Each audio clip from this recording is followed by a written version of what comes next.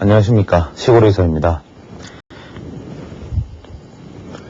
지난 시간에 제가 기술적 분석과 가치 분석에 대해서 간단하게 설명을 하면서 가치 분석이 기술적 분석보다 우월함에도 왜 개인 투자자들은 기술적 분석을 선택할 수밖에 없었는가, 혹은 왜 저는 기술적 분석을 가지고 얘기할 수밖에 없는가에 대해서 간략하게 설명을 했습니다.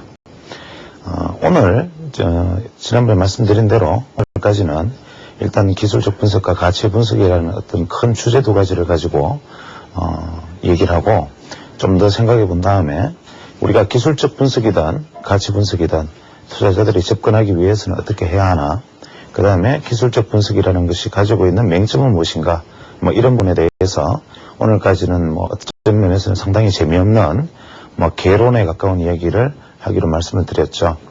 그래서 실제로 이제 다음 시간부터 전형적인 일반적인 어떤 기법에 대한 얘기들을 하겠지만, 사실 어떤 면에서는 지난 시간과 오늘 제가 드린 말씀이 어쩌면 제가 이 시간 동안에 쭉 드릴 말씀을 다 합한 것보다도 더 중요한, 어떤 면에서는 제가 가장 전달하고 싶은 말일 수도 있습니다.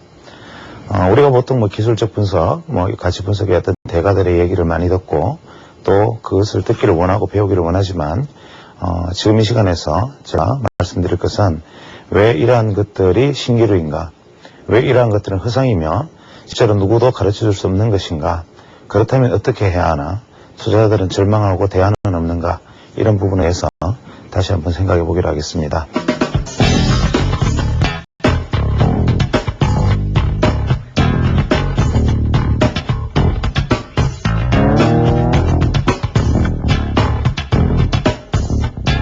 오늘은 이제 지난 시간에 이어서 기술적 분석과 가치 분석에 대한 어떤 개념적인 이야기들을 이제 마무리 짓도록 하죠. 기술적 분석과 가치 분석들이 실제 시장에 적용되면서 검증 과정을 거쳤나 하는 점은 실제로 이제 미국 시장에서 사례를 볼 수가 있는데, 현재 우리 시장의 어떤 상황과도 같이 맞물려서 생각하면 과거 미국 시장의 어떤 100년을 전의 역사부터 한번 돌이켜보는 건 나름대로 의미가 있을 것 같습니다. 우리가 보통 이제 투기 열풍, 주식이라는 것 자체가 원래 투기죠, 그죠? 주식이라는 것에 대해서 정의한 어떤 경제학 이론 중에 재미있는 게 보통 승자의 저주 이론이라는 말이 있습니다. 이 승자의 저주 이론이 주식시장을 설명하기에 가장 적합한 말인데, 우리가 보는 어떤 경매를 할 때 그 물건의 가치를 보고 내가 그 물건을 손에 넣기 위해서 좀 더 비싼 값을 써넣는 것이 경매의 기본 원리입니다. 그렇다면 어떤 가치를 가진 유전이 있다고 가정을 하죠. 이 유전이 가치 매장량이 예를 들어서 한 10억 배럴이다 이렇게 생각을 했는데, 대부분의 사람들이 10억 배럴의 가치를 보고 많은 사람들이 이 유전의 채굴권을 따기 위해서 서로 써넣기 시작했습니다. 그런데 어떤 A라는 회사가 승리를 해가지고 이것을 예를 들어서 한 100원에 채굴권을 땄다고 가정을 하죠. 다른 사람들은 우선 실패한 것처럼 보입니다. 그러나 막상 이 A라는 회사가 시추공을 꽂고 기름을 뽑아보니까 경제성이 없더라 이거죠. 이렇게 되면 어떻게 됩니까? 승자가 망해버린 거죠. 이게 주식시장의 핵심 이론입니다. 그래서 미래에 이것이 어떻게 될지 하는 것은 물론 석유와는 사례는 다르지만 아무도 알 수 없는 것을 과감하게 누가 어떻게 내 것으로 만드느냐. 다만 그것에 대한 결과가 잘 될지 안 될지는 아무도 모른다. 여기에서 이런 어떤 합리적인 경제 이론을 떠나서라도 과거의 역사를 한번 돌이켜보면 보통 1800년대 후반에 아주 전 세계적으로 투기 열풍이 불었습니다. 아니 유명하게 많이 알려진 사례들이 많죠. 튤립 종자의 어떤 열풍이라든지 투기 열풍. 예를 들어서 튤립 종자 좀 더 나은 색깔, 좀 더 화려한 색깔의 꽃을 피우는 튤립이 하나가 만들어지면 그 종자 하나가 집 열채값까지 올라가는 거죠. 누가 봐도 비정상적이고 잘못된 일임에도 불구하고 사람들은 거기다 대고 이 튤립 종자를 더 비싼 값에 사기 위해서 끊임없이 노력합니다. 그럼 모든 사람들이 집집마다 튤립 종자를 심기 시작해서 튤립 종자가 각 집 정원에 수십 개, 수백 개의 종자들이 막 자라고 있음에도 불구하고 그 종자들이 나올 때는 집 한 채 값을 능가하는 종자 가격이 되는 거죠. 여기서 좀 이성적이었던 사람은 이 부분에서 뭔가 냄새를 알았겠죠. 그거 떠나서 사우스 씨 컴퍼니라는 어떤 노예 송출회사라든지 뭐 어떤 이런 것들에 대한 어떤 무제한적인 투기 열풍 이런 것들이 불었고 1900년대 초반에 대공황 직전에 아주 재미있는 일이 있습니다. 이런 어떤 유럽의 어떤 1800년대 후반만 하더라도 자본주의 체제가 뭐 정권 시장이라든지 이렇게 규격화되어 있지 않았는데 미국의 사례를 보면 미국이 1926년에서 1928년 사이에 미국 시장이 보통 대폭등기, 소위 말하는 어떤 버블의 극점에 도달을 합니다. 그에 앞서서 어떤 일이 벌어졌느냐 하면 보통 이 옆에 주식시장이 약 1922년에서 1926년까지 상승한 폭보다 이 1928년 한 해에 오른 게 실제로 5배가 올랐다 그러는데 이 앞에 어떤 일이 있었냐면 1927년 정도에 이 부동산 시장에 대폭락이 옵니다. 이 부동산 시장의 대폭락의 앞에는 또 무엇이 있느냐? 플로리다주의 땅에 대한 부동산 투기가 아주 열풍을 불러일으킵니다. 이때 당시에 플로리다주의 땅값이 부동산 가격이 미국 전 대륙을 3번을 사고도 남았다 할 정도로 이 플로리다의 부동산 투기 열풍이 분 이후에 이 거품이 인식되고 난 이후에 순식간에 부동산이 폭락하고 그로부터 2년 3년 후에 주식시장이 대폭등을 시작합니다. 그래서 2년간에 걸친 거의 비정상적인 주식시장의 폭등 이후에 주식시장은 하락하고 연이어서 1930년대 대공황을 맞이하죠. 마치 어떤 나라의 어떤 시장의 모습을 마치 보고 있는 듯한 착각을 일으키기도 합니다. 이때 아주 재밌는 이야기들이 많이 나옵니다. 이때 어빙 피셔라는 예일대의 유명한 경제학 교수는 이런 이야기를 합니다. 주가가 최고점에 도달했을 때 어빙 피셔는 뭐라고 얘기하느냐? 이제 주가는 더 이상 내려갈 수 없는 고원에 도달했다. 앞으로 이 미국 시장의 증권 시장의 주가는 이 고원에서 아래로 내려가지 않고 영원히 이 고원에서 자라서 정상을 향해 달릴 것이다. 이런 얘기를 했습니다. 그런데 그런 얘기를 하고 머지않아서 주가가 5개월 만에 폭락을 해버리거든요. 폭락하니까 이때 뭐라 했냐면 일부 투기적인 사람들이 주식을 좀 더 사게 매입하기 위해서 장난을 했기 때문에 주가가 일시적으로 반락했다라고 설명을 합니다.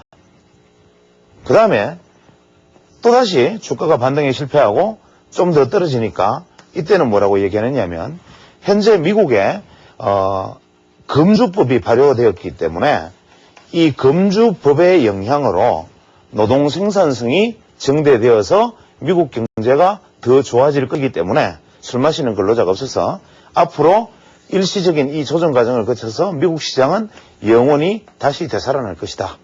이렇게 주장을 했는데 이분이 말이 끝나고 난 다음에 대부분의 주식은 무려 90%의 대폭락을 경험하게 됩니다. 이게 미국 시장 역사인데 자 여기서 이 어빙 피셔라는 분이 봤던 시장관 이것이 과연 무엇이었느냐. 예일대학의 유명한 경제학자인 분이 이러한 상황을 놓고 정상적인 판단을 할 수 없게 만들었던 이 과정들 이것을 우리가 바로 현명한 바보와 빠른 바보 두 가지 이론으로 설명을 합니다. 즉 현명한 바보는 뭐냐? 주식이 이유 없는 상승인지 어떠한 상승인지 이유가 있는 상승인지는 모르지만 주식이 오르기 시작할 때 나보다 더 바보가 더 비싼 값에 이것을 살 바보가 남아있는 동안에는 내가 먼저 빠른 바보가 되자. 이 주식이 10센트가 가치가 있고 없고는 내가 생각할 필요가 없고 나보다 더 바보가 뒤에 있다고 생각되면 주가는 끊임없이 이 빠른 바보들에 의해서 주가는 오르게 되어 있고 이 빠른 바보들의 물량을 받아주는 느린 바보가 있는 동안에는 계속 올라간다.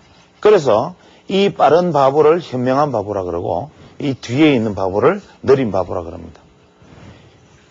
이러한 현상들 그래서 대부분 경제학자들이 이러한 상황을 두고 상당히 고민을 했죠. 왜 주식은 설명할 수 없는 이러한 현상들이 자꾸 생기는가? 이런 비이성적인 사례는 무지하게 많습니다.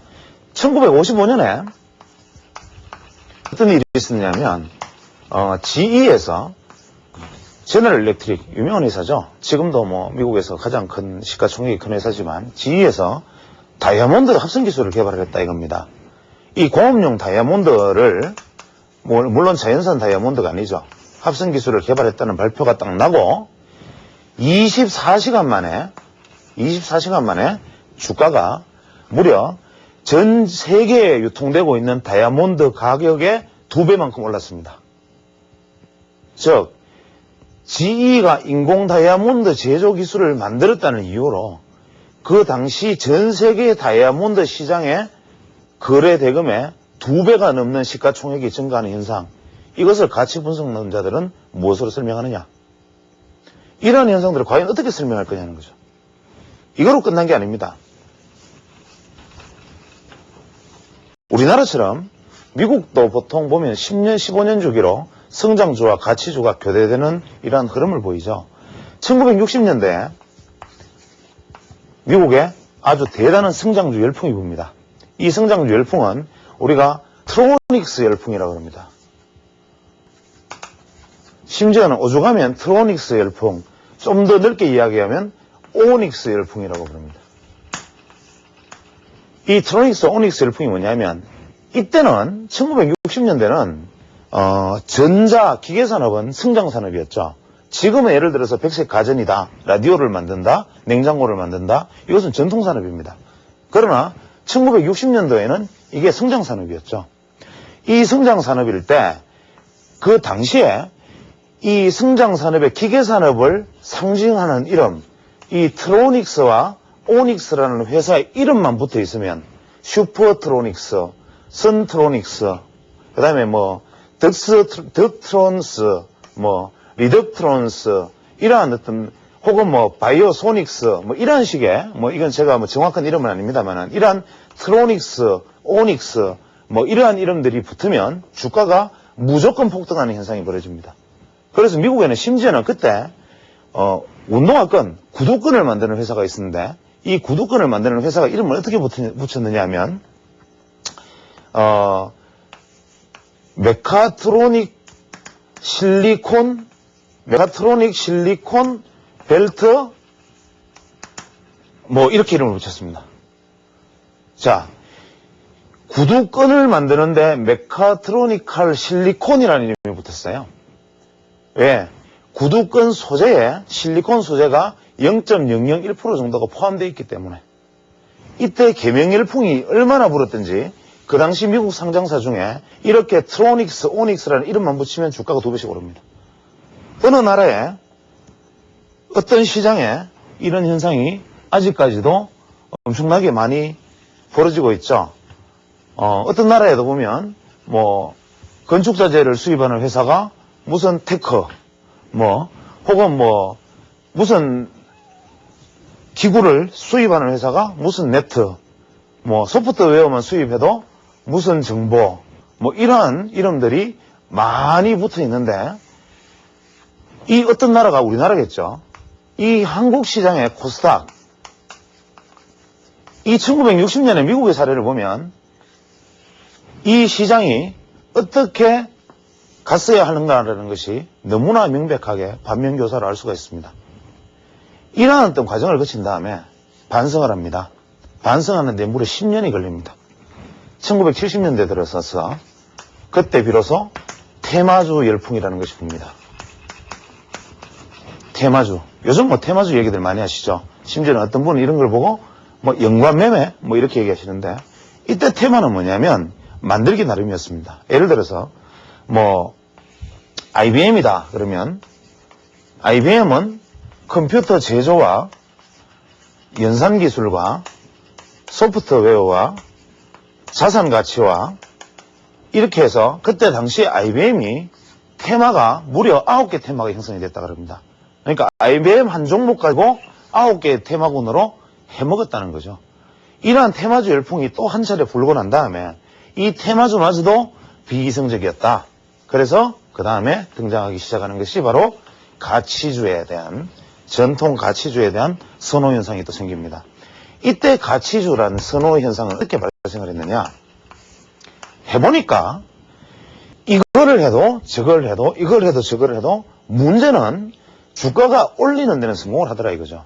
이게 기관 투자자는 현재 미국 시장의 기관 투자자가 1980년을 기점으로 해서 전체 주식시장의 80% 이상을 장악을 합니다만은 그때 당시만 해도 기관 투자자, 개인 투자자, 기관 투자 안에서는 보험회사라든지 미국 같은 경우 다양한 어떤 기관들이 속해 있겠죠. 이 사람들이 상황에 따라서 작전을 거는 거죠. 실제로 미국 시장의 사례를 보면 공개적인 작전을 건 사례들이 많습니다. 그래서 테마다 뭐다 해서 끌어올렸는데 문제는 뒷감당이 안 되는 겁니다. 급락들을 하니까. 그래서 이 사람들이 주목한 건 뭐냐면 소위 말하는 이 가치주, 소위 말하는 우량주, 여기다가 만약에 걸면 이런 꼴을 안 당하지 않겠느냐. 우량하기 때문에. 그동안은 이 사람들은 성장주도 아니었고 테마주도 아니었고 작전주도 아니었으니까 미국 시장의 지난 수십 년 역사에서 주가 흐름이 이랬습니다. 이러니 생각을 해보면 전문가가 이거를 이렇게 올릴 수만 있으면 그냥 이렇게 가지 않겠느냐. 그래서 이 우량주와 가치주에 대한 포트폴리오 구성 붐이 일어납니다. 이때 성공한 사람들 많죠. 워렌 비트 린치라든지 이런 사람들이 성공했는데 문제는 이때 유명한 말이 나옵니다. 우아한 50주, 50종목, 원더풀 50, 이렇게 얘기하고 나이브 50 이렇게 얘기합니다. 그래서 우아한 50종목, 이게 바로 미국 증시의 화두로 등장합니다. 예를 들어서 GM이라든지 GE, 그 다음에 각종 제약주, 현재 우리 시장과 비슷합니다. 정유주, 제지주, 이러한 어떤 종목들이 우아한 50종목이라는 이름으로 미국 증시에 열풍을 불러일으킵니다. 모든 기관 투자자는 이 우아한 50종목을 사기 위해서 어떠한 대가도 마다하지 않고 지불합니다.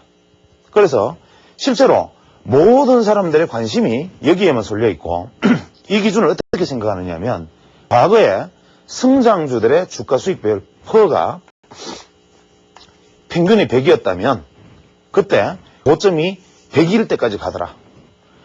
이런 종목들은 어지간히 올라봐야 그때 이 성장주들의 소위 말하는 작전주들만큼의 퍼에는 어림도 없이 안 따라가거든요. 그러니까 끝없이 더 남았다. 이것이 바로 미국의 시장의 동력이다.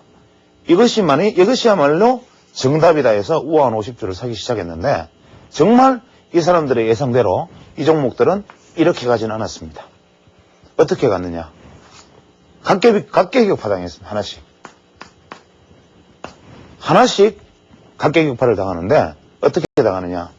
어느 날 갑자기 유가가 오릅니다. 그러면 정유주들이 폭락을 하고 어느 날 갑자기 무슨 식품회사에 깡통 통조림에서 뭐가 부패균이 하나 나와서 갑자기 거기에 대한 보상에 대한 우려로 폭락하기 시작합니다. 또 어떠한 이유로 예를 들어서 냉장고가 다음에 날씨가 덥지 않을 것이라는 이유로 에어컨을 만드는 지휘 주가가 폭락합니다. 이런 식으로 하나씩 폭락해서 결국 이 주가들도 바닥으로 다시 가는 과정입니다. 이것이 바로 가치주와 성장주들의 어떤 성장과 흐름, 소위 말하는 정반합의 어떤 변정법적인, 어떻게 보면 다소 철학적인 결과에 귀결되더라 이겁니다. 그래서 현재 우리가 보통 믿고 있는 어떤 가치주의 행진들, 혹은 가치주는 절대적으로 안전할 것이라는 믿음들, 이러한 믿음들도 그 당시에 이런 것을 우리가 원 디시전 종목이라고 그랬습니다. 결정을 두 번 할 필요 없다. 그냥 이것이 정상적인 가치를 가지고 있고 훌륭한 가치를 가지고 있는 우량주라고 판단되면 무조건 사라. 한 번만에 결정하는 원 디시전 주식. 이렇게 사고는 물량을 내놓지도 마라. 끝까지 들고 가면 된다. 항상 미국 시장의 경제를 믿는다면 이 주식은 무조건 끊임없이 오를 것이다. 이러한 어떤 믿음들을 기관 투자자에게 심어줬던 거죠. 그래서 이러한 영향들이 현재 우리가 가지고 있는 어떤 가치 분석에 대한 어떤 지나친 경도 혹은 기술적 분석에 대한 어떤 배관시하는 어떤 모습들, 이러한 것들로 나타나지 않았나 싶고, 그러나 결과적으로는 말씀드렸다시피 가치주든 성장주든 죽어가는 모습들과 방식의 문제였죠. 성장주는 과거의 역사상 반드시 같이 동반물락을 했고, 우량주는 과거의 역사상 반드시 선별적인 함락을 했습니다. 그래서 보통 기관 투자자들이나 가치 분석가들, 경제 분석가들이 바로 이 합리의 함정에 빠집니다. 합리의 함정이 무엇이냐? 어떤 기관 투자자가 혹은 펀드 운용자가 자금을 운영하다가 이러한 어떤 우량주 혹은 미래의 어떤 수익률이 좋은 종목들, 안정적인 종목들, 이러한 종목들을 내가 매수를 해서 주가가 상승을 했을 때 그 다음에 설령 하락하더라도 나는 명분이 있다. 분명히 이 주식을 샀을 때는 이러이러한 이유가 있고 회사 재무구조가 이랬고 주가 수익 비율이 이랬고 이러한 것은 이랬기 때문에 내가 샀다. 명분이 있죠. 그러나 성장주를 따라 샀다가 이 모양을 당하면 능력이 없고 무능해서 월에서 쫓겨나는 거죠. 그래서 기관 투자자들은 기본적으로 이러한 어떤 합리의 함정에 빠져 있기가 쉽습니다. 그래서 이 기관 투자자들이 계속적으로 선호하는 이러한 부분들, 가치 분석의 개념들도 분명히 개념상은 맞는 것임에도 불구하고 이것이 결국 주가의 어떤 거대한 하나의 흐름 속에서는 죽어가는 모습과 성장하는 모습이 틀릴 뿐이지, 이러한 것들이 또 움직이는 에너지가 틀릴 뿐이지, 결국 이러한 종목들도 주가라는 것은 항상 같은 파동으로 결국은 결과는 수렴한다는 관점에서 지나치게 한쪽으로 경도된 시각으로 바라보지 않는 것이 결국 현명한 투자자가 되는 길이라 생각합니다.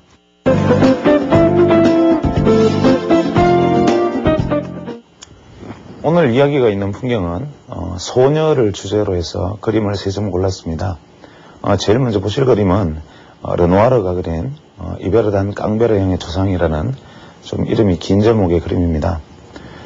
두 번째 보실 그림은 지난번에 소개했던 스페인 화가 무릴료가 그린 창가를 바라보는 소녀, 세 번째는 비터와가 렘브란트가 그린 소녀, 이 세 모양의 소녀를 같이 소개하기로 하겠습니다.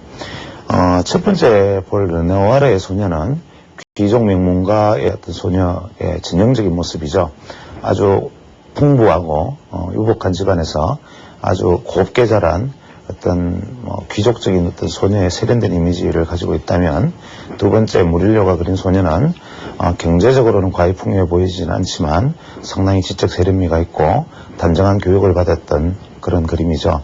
그래서 이 무릴료의 그림은 마치 모나리자를 보는 듯한 어떤 각진 모습들과 정형화된 표정이지만, 이 소녀가 가지고 있는 표정, 옆에서 안쓰러운 표정으로 바라보는 유머, 이러한 모습들이 정겨운 웃음을 자아내기도 하는데, 마지막에 첨부되는 이 렘브란트의 소녀는 이 홍조 얼굴이라든지 이 소녀가 응시하는 눈을 바라보면, 우리가 과거 지난 시절에 누구나 남자분들이라면 어린 시절에 한때 가슴에 담아 쏟았을 법한 여자친구의 모습, 혹은 여자분들이라면 과거에 내가 지나왔을 법한 어린 소녀 시절의 어떤 모습들, 이러한 모습을 한번 떠올려 볼 수 있는 아주 순박하고 어려운 환경 속에서도 진진성을 잃지 않는 그런 가장 아름다운 소녀의 모습이 아닌가 싶습니다.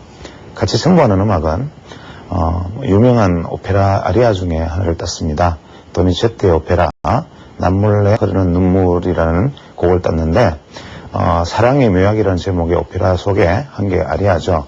이 곡을 부른 이제 유시 비올링이라는 음악가는 9세 때부터 오페라 무대에 데뷔해서 마지막 코벤트 가든에서 영국 영화에서 이 사랑의 묘약을 공연하는 도중에 무대에서 쓰러져서 숨을 거두지만, 이분이 부른 남몰래 흐르는 눈물은 지금 아주 좋은 녹음 기술로 디지털로 녹음된 아주 멋진 음악들보다 과거의 어떤 추금기나 흘러간 경험기, 오래된 라디오에서 흘러나오는 것 같은 아날로그 시대의 아날로그의 목소리를 담고 있어서 우리가 앞에서 바라보는 소녀들의 어떤 모습들, 그 다음에 이 가수가 들려주는 음악 속에서 우리가 지난번에 잊어버렸던 과거의 향수나 추억들의 가치, 이러한 것들을 같이 한번 생각해 볼 수 있으면 좋겠습니다.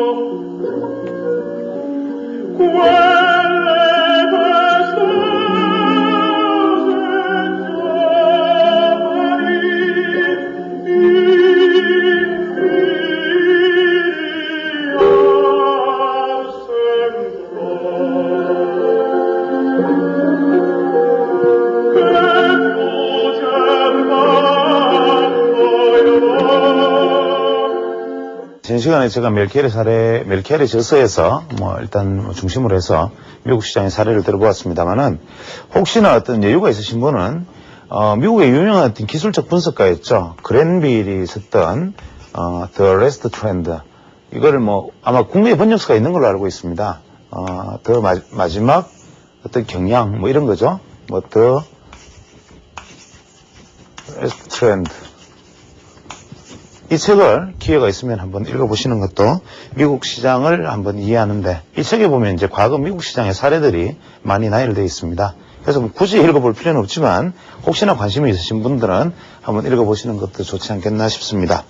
그 다음에 우리가 이제 기술적 분석이다, 가치 분석이다 논하기에 앞서서 가치 분석과 기술적 분석이 어떠한 부분이 과거 미국 시장에서 이러한 사례를 만들었었나라는 얘기를 했었는데, 우리가 보통 이제 기술적 분석과 가치 분석에 큰 틀로 다시 놓고 본다면, 예를 들어서 우리가 존 윌리엄스의, 이 윌리엄스라는 사람이 일반 가치 분석의 틀을 만든 사람입니다. 그래서 이분은 보통 우리가 흔히 쓰는 이제 우리가 배당의 개념이라든지 어떤 주가 수익 비율의 개념이라든지 이러한 것들을 주식의 본질 가치에 접목했던 최초의 어떤 분석가였습니다. 그래서 이분 이후로 어떤 면에서는 그 가치 분석론, 그 중에 특히 이 배당의 개념이 들어간 일반적인 가치 분석론의 체계가 자리 잡기 시작했고, 이분으로 인해서 미국의 유명한 이제 가치 분석가들이 등장하기 시작했던 거죠. 그런데 한 가지 문제는 이분이 희대의 사기를 하나 쳤습니다. 뭐냐? 이 배당률, 수익률, 인플레이율, 이자율 이런 것들로 다 해서 가치 분석에서 기업의 적정 주가다라고 말을 하는 것처럼 하고는 마지막에 교묘한 말을 하나 했습니다. 할인율. 이야기는 뭐냐면 기업의 적정 주가는 이러한데 미래에는 예를 들어서 200원이 될 것 같은데 현재 적정 주가가 100원이다. 그러면 이 100원의 차이, 이만큼이 할인되어 있다.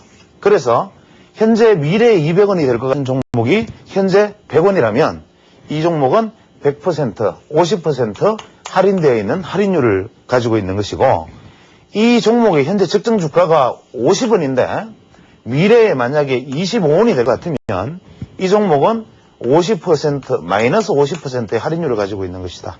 이런 얘기를 했죠. 그런데 그럴듯합니다. 지금 들어보면. 그런데 한번 생각을 해보죠. 현재 이렇다는 인정을 하자 이거죠. 여러 가지 요소가 있다 하더라도 미래에 이렇다라는 건 뭐로 증명하느냐는 겁니다. 결국 이 사람도 미래에 이럴 것이다라는 데 관점에서 이 할인율에 초점을 맞추었기 때문에 이분도 결국은 혹세무민한 사람입니다. 이분이 가치분석가의 어떤 아버지입니다. 그 다음에 우리가 현대 경제학에 유명한 케인즈라는 사람이 있죠. 뜻밖에도 이분은 주식은 심리다. 이러한 가치 분석으로 주식시장은 재단할 수가 없다. 그래서 이분이 만들어낸 이야기가 뭐냐면 우리 아주 유명한 공중누각 이론입니다. 투자자들은 이 바탕이 허약하건 튼튼하건 기둥이 있건 없건 간에 끊임없이 공중에다 누각을 짓고 그 누각이 무게가 무너지면 많아지면 무너진다. 그래서 투자자들이 열광하고 환호하면 주식은 오르고 투자자들이 외면하면 주식은 떨어진다는 단순한 얘기를 했죠. 그래서 이분이 주변에서 돈을 끌어들여가지고 엄청난 수익을 냈습니다. 심리에 초점을 맞춰서 흥분하면서 하고 침체하면 빠져나오고 그랬는데 이분이 나중에 10년 후에는 어떻게 됐느냐. 자기가 속한 대학의 재정자금을 마이너스로 돌려버릴 만큼 엄청난 손실을 입고 쫓겨났습니다. 시장에서. 참 희한하죠. 이런 가치 분석가들 이야기는 제가 분명히 엉터리라 그러고 기술적 분석가들을 마치 찬양하는 듯한 발언을 제가 지금 하고 있으면서 시장의 역사는 항상 아까 앞에서도 말씀드렸지만 가치 분석가들은 그래도 이렇게 손해를 보더라도 기술적 분석가들은 하나같이 멸망하더라는 겁니다. 제가 앞서 말씀드린 그랜빌 같은 분들도 10년의 인기를 누리다가 그 다음에 아주 몰락해 버렸습니다. 여기서 우리가 주목을 해야 됩니다. 가치 분석가들은 오를 때 늦게 따라갑니다.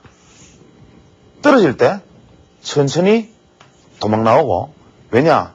이 사람들은 문자 그대로 개별 각계격파를 당하기 때문에, 가치 종목들 각계격파를 당하기 때문에 그 중에 눈치 빠른 분들은 도망을 갈 수가 있습니다.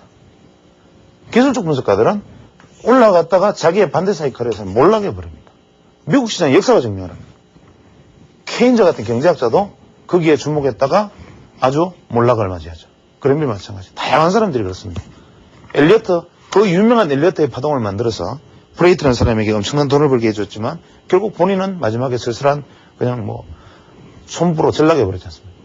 왜 이런 현상이 벌어졌냐? 우리가 여기서 주목을 해서 잘 한번 보자는 거죠. 제가 이런 얘기를 하면 너무 무리한 억측이라는 얘기를 하실 분은 있을지 모르겠습니다만은 이것은 제 소신입니다. 기술적 분석과 가치 분석의 차이는 기술적 분석론자들은 반드시 상승장에서만 이길 수 있다. 기술적 분석론자들은 하락장에서는 절대로 안 된다. 이유는 뭐냐면 기술적 분석은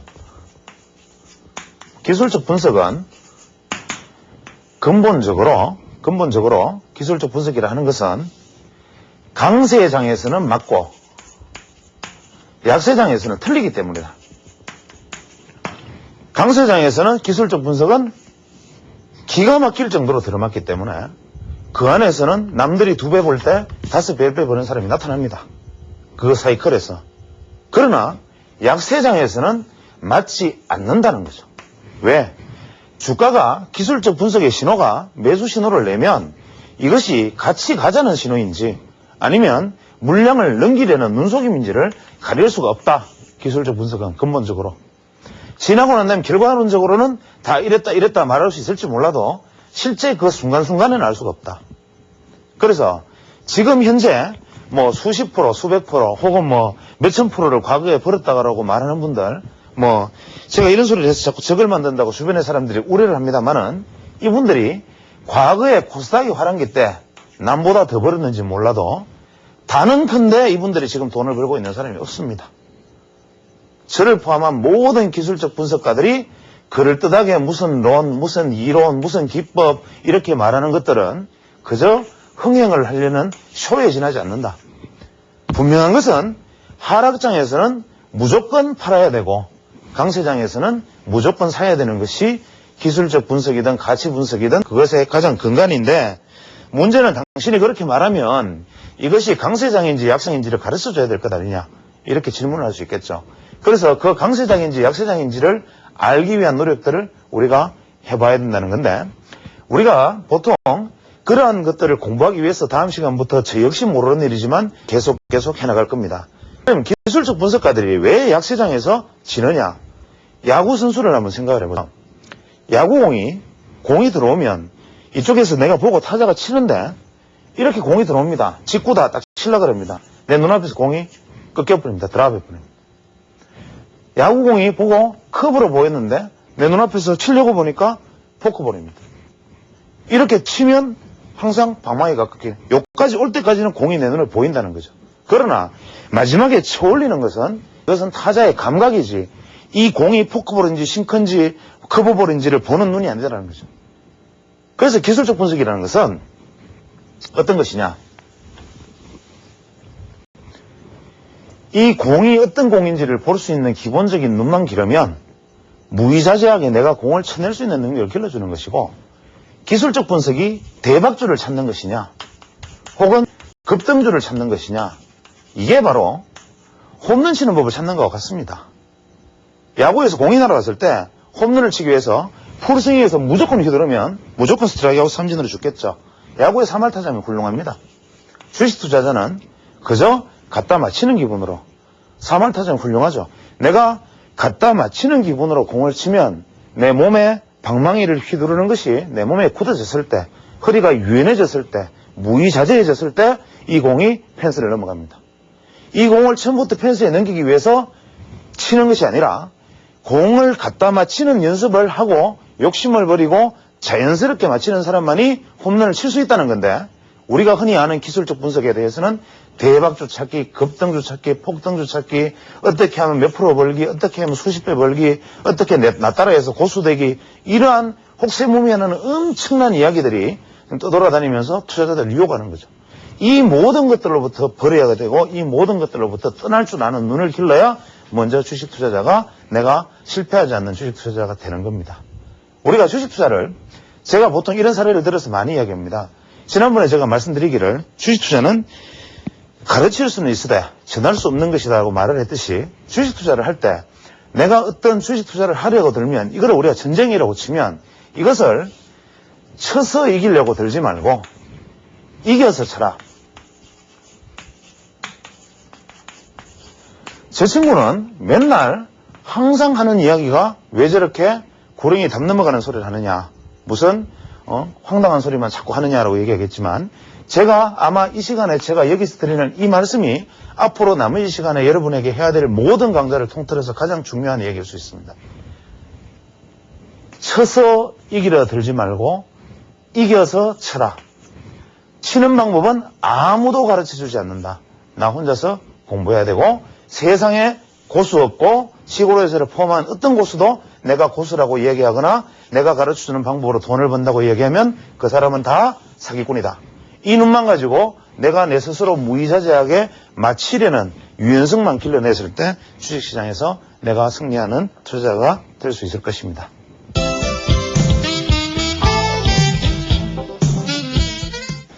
오늘 이제 투자 클리닉 코너에서는 지난번에 말씀드렸듯이 시청자 여러분들이 과거에 주식 투자의 어떤 기록들 혹은 어떤 일기 같은 것들을 보내주시면 과거의 어떤 투자의 어떤 역사겠죠. 이러한 것들을 보내주시면 그러한 과정 속에서 어떠한 부분이 잘못된 결정이었고 어떠한 투자 판단과 결정을 가지고 있고 이분은 어떠한 상품에서 주식 투자에 있어서 이렇게 하는 것이 좋지 않겠느냐라는 부분을 생각해 보기로 했는데 지난번 첫 방송이 나가고 이제 오늘 녹화 시간까지 시간이 실제적으로는 하루밖에 없기 때문에 모여진 어떤 사연들을 사실은 제가 검토할 시간이 없었습니다.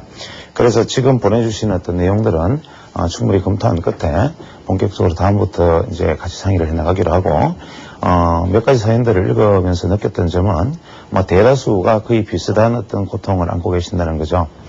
대부분 가장 많았던 사례들은 일단 대확장기에 코스닥의 대확장기에 다음이라든지 세롬 같은 어떤 기술주의 어떤 천정에 주식을 매수하고 중간중간에 물타기 다시 물량 확대 걷어가다가 작년 연말쯤 손절매하고 다시 연초에 건설주의 상승 파동에 다시 고점에 매수했다가 다시 또 하락 파동에서 매도하고 지금 다시 건설주를 샀는데 어떡할까요? 이런 내용도 있고 그 외에는 일단 손절이라든지 추세에 역행하는 투자들 혹은 나는 장기 추세로 투자를 했는데 실제로 대응은 단기로 하지 않았다라는 어떤 반성의 어떤 생각들 이런 목소리들이 많았던 것 같습니다.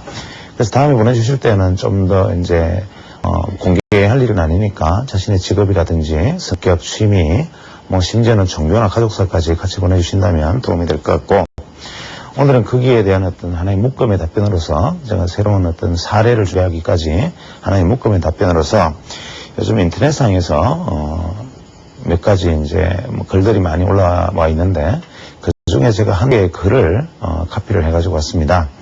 공교롭게 이분이 지금 쓰신 분이 필자가 누구이신지는 알려져 있지 않고 어떤 분이 제가 싱가포르의 그 서브 홈에 제 홈에 이 글을 옮겨주셨습니다. 근데 공교롭게도 평소에 제가 했던 이야기들이나 하고자 했던 내용들이 많이 담겨 있어서 어떤 분이 혹시 당신이 익명으로 쓴 게 아니냐 이런 얘기도 하시는데 그렇지는 않고 정말 저기 여기에 담겨 있던 내용들은 투자 클리닉을 하기에 앞서서 여러분들에게 꼭 한번 들려드리고 싶었던 내용들입니다. 그래서 이분이 쓰신 부분은 아마 그 주식에 있어서 상당히 오랜 시간을 보내신 분 같은데 제가 이거를 한번 읽어보겠습니다. 희망을 꿈꾸는 투자를 위하여 큰 손실을 보고서 희망을 저버리고 주저앉아 계신 투자자분들께 이거를 드립니다. 힘을 내십시오.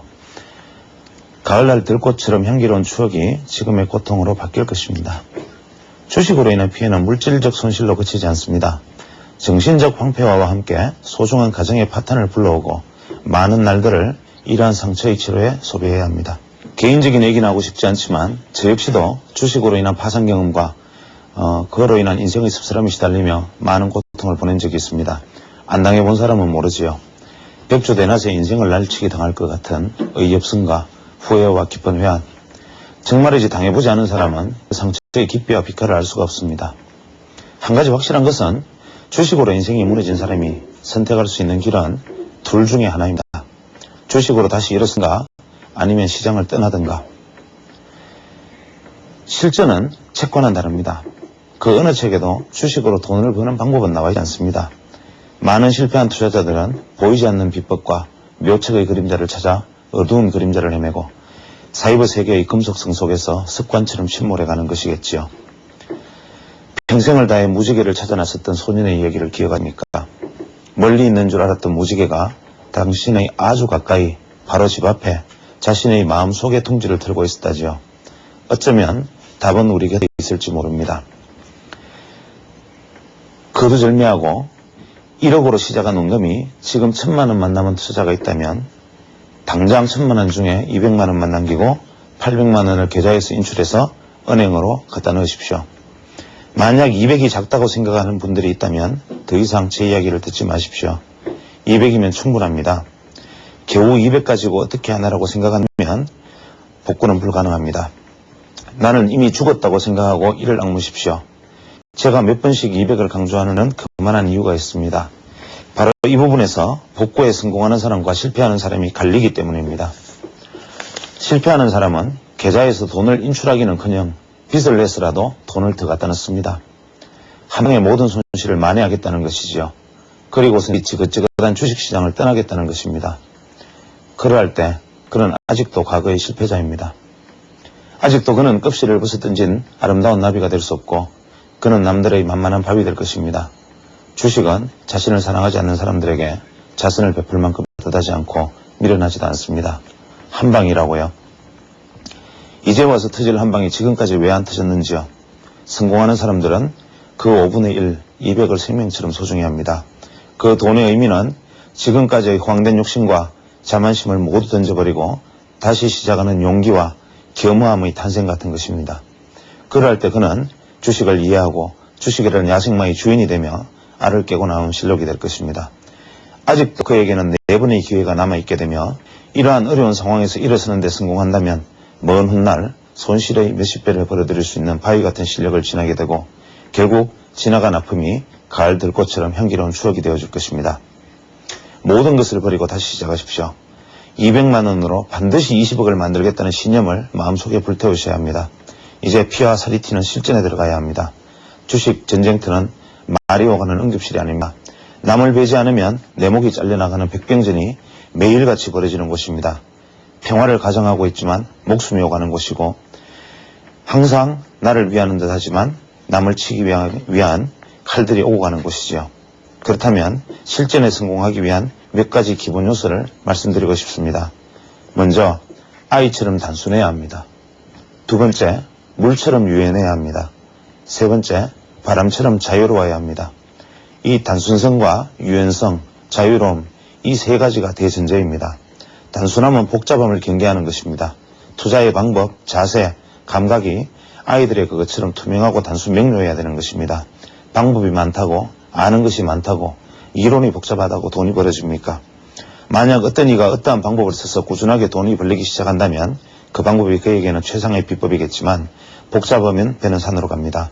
수많은 증권 정보를 찾아 헤매는 일은 복잡함의 상징입니다. 하루에도 수십 개씩 살만한 종목을 찾아 헤매는 일이 복잡함입니다. 10개, 20개 종목을 보유하고 다 오르기를 고대하는 것이 복잡함입니다.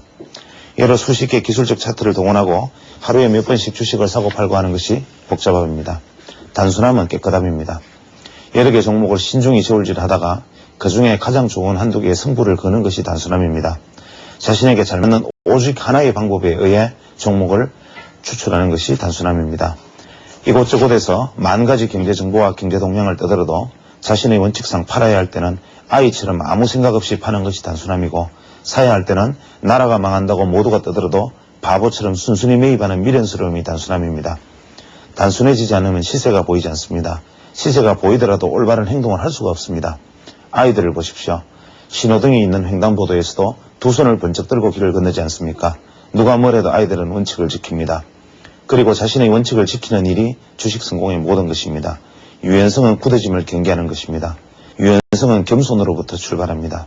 한 줌도 안 되는 주식 실력을 자만하는 자는 절대로 유연한 투자자가 할 수 없습니다. 유연함은 자신이 가진 것들이 이 거대한 시장 앞에서 얼마나 보잘것없는 것인가를 깨닫는 순간에 탄생됩니다. 작은 시냇물이 강의 하구에서 거대한 바다를 만나는 순간 깨닫게 되는 빛나는 부끄러움, 그것이 바로 유연성의 실체입니다. 시세는 바다입니다. 시세에 맞서지 마십시오. 내려가는 시세에 같이 내려가고 올라가는 시세에 같이 오르는입니다. 자신의 종목이 아무리 좋아 보여도 못 오르면 파는 것이 유연함이고, 자신의 종목이 반토막이 나 있어도 더 내려갈 것 같으면 순순히 파는 것이 유연함입니다. 내가 생각한 대로 시장이 흐르지 않더라도 내 몸을 톱으로 잘라 상자 속에 넣으려는 노력이 유연함이고, 그러다 막히면 물처럼 돌아가는 지혜가 유연함입니다. 유연한 투자자는 시장이 절대로 자신의 뜻대로 될 수 없다는 것을 알고 있으며, 어떻게 하면 시장과 한 몸이 되어 함께 흐를 것인지를 연구하는 사람입니다. 흐르는 물처럼 유연하십시오. 자신의 갈 길을 가되 이게 아니다 싶으면 뽑았던 칼을 도로 집어넣으십시오. 도망치는 것은 용기입니다. 우리가 겸손해질 때 시장도 겸손해집니다. 어떠한 강력함도 유연함을 이길 수 없고 칼로 물을 자를 수 없습니다. 세상에 물을 이기는 불은 존재하지 않으며, 흐르는 겸허 속에 주식의 가장 큰 비결인 중용의 마음이 싹 도는 것입니다. 작은 이익이 나고 그 이익이 커지려는 시간에 이미 한편에선 죽음의 사기 잉태되고, 어둠 위험에 그 작게만 보였던 사기 재앙의 뿌리가 됩니다. 10개의 종목에서 어렵게 낸 20%의 이익을 단 한 개의 종목으로 며칠 만에 50%를 까먹는 것이 주식입니다. 무엇이 우리를 이 어처구니 없는 희극의 주인공으로 만들었는지요? 집착입니다. 이불 속에서 아내와 계산기를 두드리며 소박한 꿈을 키우는 사이, 우리가 욕망이라고 한 고목나무에 늦여름 매미처럼 대롱대롱 매달리는 사이 낮이 가고 밤이 옵니다. 그리고 모든 꿈을 앗아가 버렸습니다. 자유로움은 집착하지 않는 것입니다. 그 무엇에도 매달리지 않고 흔적을 남기기를 거부하며 아무데도 머물지 않습니다. 시장에서 벌어지는 그 어떠한 일에도 취하지 마십시오. 그저 스쳐가는 바람이라고 생각하십시오. 흐르는 물이 멈춰서 썩어가듯 한 곳에 머물지 마십시오. 주식은 사고 팔고 잊어야 하는 일회용 휴지 같은 것입니다. 오늘에 가면 다시는 올 것 같지 않던 내일이 옵니다.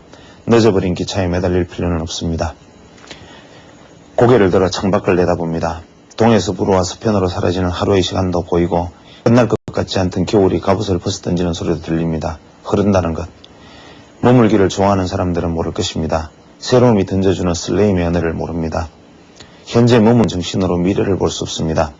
가장 어두운 시간에 주식을 사들일 수 있는 용기와 끝없이 황홀한 날들이 계속될 때 모든 것을 버리고 홀로 떠나는 절제의 마음은 바람처럼 자유로운 정신에서만 사기 트는 것입니다. 현재에 머물지 마십시오. 내일은 내일의 태양이 있습니다. 새벽닭처럼 남보다 먼저 깨어나야 합니다. 투자의 자세는 제가 몇 가지 제 경험에서, 가장 고통스러웠던 경험에서 얻어진 몇 가지 자세를 말씀드리고 싶습니다. 손절매는 이익의 기본입니다. 모두가 알고 있고 시도 때도 없이 모두가 행하는 일입니다. 그러나 모르는 것이 한 가지 있습니다. 손절매가 바로 극약 처방이라는 것입니다. 손절매는 이익을 보는 것이 아닙니다. 문자 그대로 손해를 보고 주식을 돈과 맞바꾸는 일이며, 손절매가 이익을 보는 것이라는 이론은 시간적 개념을 포함하고 있는 것입니다. 시간 개념이 배제된 손절은 이익이 아니라 미친 짓입니다. 흔히 교과서에서는 몇 %의 손절해라, 몇 %에 반드시 끊어라, 듣기 좋은 소리가 많더군요. 문제는 손해를 보고 파는데 어떤 인간이 과감할 수 있겠는가? 이러한 인간적 약점에 대한 고찰이 부족했고, 시간적 개념이 배제된 손절이 가져오는 파멸의 무서움은 왜 설명이 안 되어 있느냐는 것입니다. 10% 손절 몇 번만 하면 다리에 힘이 풀려 의욕마저 사라지고, 벌면 뭐합니까? 손절하면 원점인데. 잘못된 손절은 이러한 믿음을 공중에 흔들리는 가벼운 깃대로 만들어버리는 무기력한 것입니다. 손절은 빨라야 합니다. 빠르지 않은 손절은 무조건 자살입니다. 손절매가 이익이 되기 위해서는 가장 최단 시간 안에 단행되어야 한다는 시간 개념이 필수이며, 인간이 아닌 기계의 마음으로 행하게 하는 기계적 방식이 필요합니다. 실전 손절매의 원칙은 가장 빠른 손절이 이익의 비결이다. 평균 매입가를 위협하는 움직임은 무조건 매도하라. 매수 당일 주가가 매입가보다 밀려서 끝나면 다음날 아침 10시까지 필사적으로 매도하라. 며칠에 걸려 분할 매수를 행하는 경우 평균 매입가를 위협하는 움직임이 나타나면 그 주식은 쓰레기다. 이러한 것들을 가지고 있는 일 자체가 폭탄을 키우는 것과 같습니다. 미련을 가질 일이 아닙니다. 방치 않으면 내가 쓰레기가 됩니다. 다음, 주식의 빛깔은 파스텔톤이 아닙니다. 시세는 항상 흑백주의자를 요구합니다. 어중간한 것보다는 선명한 것이 좋다는 얘기입니다. 강할 때는 더 강하게, 약할 때는 훨씬 약하게, 강세장에서는 무식하란 말이고 약세장에서는 비겁하란 말입니다. 강세장이 오면 뭐 이런 미친놈이 다 있나 싶게 몰아붙여야 돈을 법니다. 약세장이 오면 뭐 이런 병신이 있나 싶게 꼬리를 내려야 돈을 지킵니다. 약세장과 강세장을 구분하는 요소는 오직 수급입니다. 중요한 것은 유혹과의 싸움이며 시장은 항상 말의 잔치에 휩싸여 있습니다. 저길 보면 강세장이요, 여길 보면 약세장입니다. 무엇을 가지고 판단합니까? 그저 단순하게 복잡해지는 것을 경계하십시오. 살놈이 많으면 나라가 망해도 주식이 오른다. 지혜로운 바보의 산수법칙입니다. 재료와 주가에 대한 관계들을 많이 이야기하고 있지요. 주식이 오르기 위해서 재료가 붙여지는 것이다. 이 말을 의미하고 있는 시세의 비밀을 잘하십시오. 거꾸로 보기 시작하면 세상이 달라집니다. 거꾸로 보기 시작할 때 모든 것이 정상으로 돌아오는 것입니다. 마주하고 있는 거울 속에 기어들어가 이 편을 바라보십시오. 진실이 보일 것입니다. 먼 이익을 꿈꿀 때 불행이 시작됩니다. 멀리 있는 이익을 꿈꾸지 마십시오. 먼 이익에 대한 기대감은 욕심을 불러오고 투자를 어리석게 만듭니다. 멀리 있는 이익에 들뜰 때 현재는 보잘것없고 어깨에 힘이 들어가 욕망에 눈이 멀어집니다. 단 하루 동안의 생애의 모든 것을 불태우는 하루살이를 닮아야 합니다. 탄생과 오욕과 무수한 사랑의 행위들이 해가 떠서 지는 단 하루 동안에 멀어지는 것이지요. 현재에 충실하십시오. 내일은 내일의 운명에 맡기고 지금 이 순간만 집중하십시오. 충실한 하루가 쌓이다 보면 어느덧 충실한 1년이 지나가는 것입니다. 그동안 길고 장황한 얘기를 내려놓았습니다. 제가 하고 싶었던 얘기는 다른 것이 아닌 희망에 관해서입니다. 주식으로 3분의 1 토막, 10분의 1 토막이 나 있는 투자자분들은 지금 이 두 가지 선택의 갈림길에 놓여 있습니다. 주식으로 다시 일어서든지 아니면 미련 없이 떠나든지. 선택은 자유지만 마지막 순간까지 희망을 버리지 마시라는 얘기를 진심으로 드리고 싶은 것입니다. 지금 참담한 실패에 고통받으시는 분들은 이미 성공의 초입에 들어서 있는 것과 같습니다. 주식에 있어서 이 실패는 마치 씨를 뿌리기 위해 밭을 갈고 고르는 행위와도 같이 필수적이며 통상적인 통과 의례에 불과한 것입니다. 단단한 땅이 만들어져야 훗날 좋은 열매를 맺을 수 있는 것이지요. 가볍게 생각하면 가벼워질 것입니다. 부디히 힘을 내십시오. 언젠가 새날이 밝을 것이라는 것을 우리 모두가 잊지 않았으면 합니다. 자, 이 부분의 글을 제가 인터넷에서 읽다가 꼭 한번 많은 분들이 읽을 수 있는 기회가 있었으면 좋겠다 해서 이 시간에 이 글을 옮겨왔습니다. 그래서 오늘의 투자 클리닉은 이것으로 대신하고 다음 시간에 이제 시간을 가지고 검토해서 보내주신 어떤 이야기들을 가지고 진지하게 투자의 방법론에 대해서 같이 한번 검토해 보도록 하겠습니다.